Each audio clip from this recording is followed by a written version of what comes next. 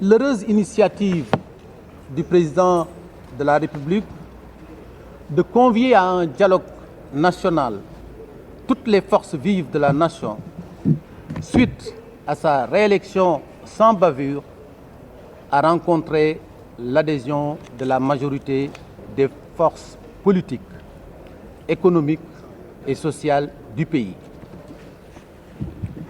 Cet accord s'est matérialisé de manière forte à travers la cérémonie de lancement du dialogue national qui, outre le succès qu'elle a connu, a abouti à un consensus fort sur la personnalité devant diriger le dialogue. Vous le connaissez bien, c'est le ministre Famara Ibrahima Sagna et la représentation des différents segments de la société. Le CEP, pour ne pas dire secrétariat exécutif permanent de Benno Bokk Yakaar, en appelle à la vigilance et à la sérénité afin que rien ni personne, de surcroît un organe étranger, ne nous dévie de la trajectoire patriotique que constitue le dialogue national. Surtout que le président de la République Macky Sall a fait saisir la justice afin qu'elle édifie l'opinion sur une telle affaire. En effet, pour le secrétariat exécutif permanent de Benno Bokk Yakaar, ce qui est en jeu aujourd'hui dans notre pays, c'est l'unité nationale. Ce qui est en jeu aujourd'hui dans notre pays, c'est la sécurité. Ce qui est en jeu aujourd'hui dans notre pays, c'est la stabilité de ses institutions, la paix sociale, l'union des cœurs et des esprits.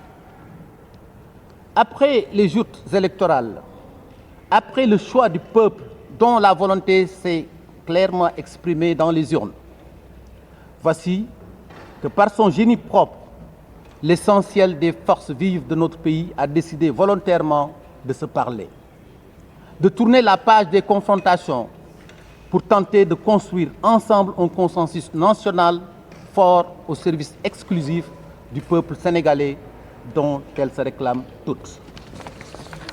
Cette expression sénégalaise qui nous a valu jusqu'ici de vivre ensemble dans la paix et la stabilité dans un environnement mondial chrysogène, incertain et un environnement régional marqué par la violence meurtrière, des conflits communautaristes et de l'extrémisme djihadiste, mérite pour les générations présentes et celles à venir qu'on lui sacrifie tout.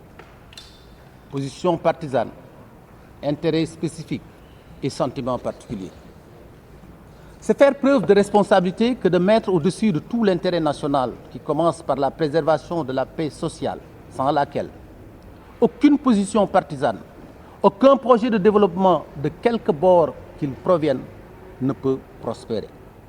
Ce capital précieux est le patrimoine de tous les enfants du pays. Il doit être protégé, fructifié par tous et chacun. Voilà pourquoi le secrétariat exécutif permanent de Benno Bokk Yakaar appelle les populations des campagnes et des villes, les forces productrices de richesses matérielles et spirituelles à se mobiliser pour faire aboutir le dialogue national. Seul remède contre la division pour réconcilier les Sénégalais et forger un socle consensuel robuste permettant la construction de notre pays en vue d'assurer son développement inclusif. En conséquence, le secrétariat exécutif permanent de Benno Bokk Yakaar félicite les acteurs du dialogue politique qui, depuis des jours, sont engagés sous la direction du général Niang dans un processus d'élaboration d'un code de conduite et des termes de référence leur permettant de bâtir un consensus sur les questions politiques d'intérêt national et les encourage à persévérer dans cette voie.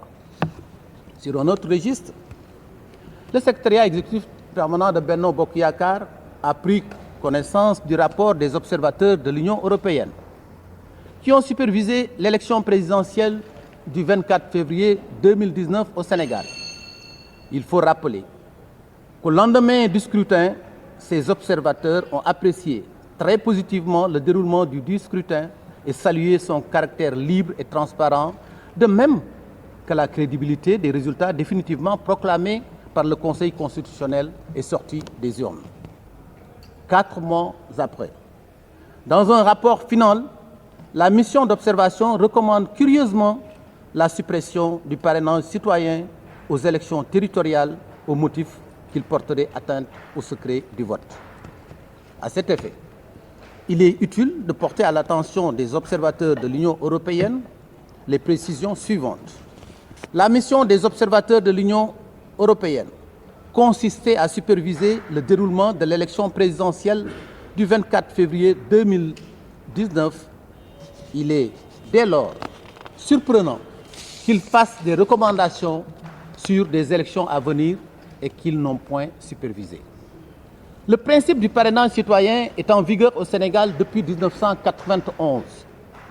Il a été créé, élargi aux partis politiques par une loi constitutionnelle souverainement votée par l'Assemblée nationale pour donner suite à une volonté populaire exprimée lors du référendum de 2016 et relatif à la rationalisation des partis politiques et des candidatures aux différents types d'élections.